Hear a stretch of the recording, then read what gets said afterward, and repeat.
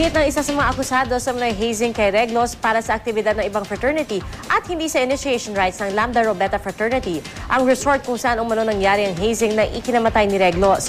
May ulat on the spot si John Consulta. John?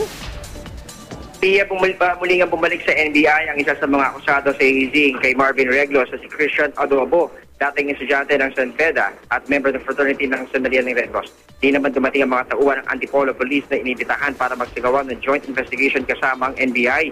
Kasama ang kanyang abogado, isinalaysay ni Adobo ang lahat na nangyari noong February 18 sa Gillian Resort sa Antipolo. Nagbigay din ng salaysay ang kaklase at girlfriend ni Adobo na si Margarita Vania de Guzman.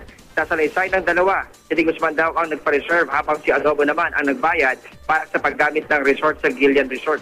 Pero di raw ito para sa Lambda Rho, kundi para sa Gamma Delta Epsilon Fraternity na nakabase sa UST at kung saan miyembro din ito si Adobo. Nagdaos daw kasi ng planning ang mga junior members ng Gamma Delta kaugnay sa 64th anniversary ng kanilang fraternity. Nagpayag naman ng pakikiramay ang Gamma Delta Epsilon Fraternity sa pamilya Reglos at sinabing handa sila makipagtulungan sa mga otoridad para mapalabas ng katotohanan kaugnay sa pagkamatay ni Marvin Reglos.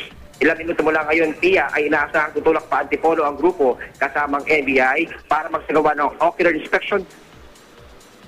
Unang latest mula pa rin din sa NBI. Balik sa'yo, Pia. Maraming salamat, John Consulta.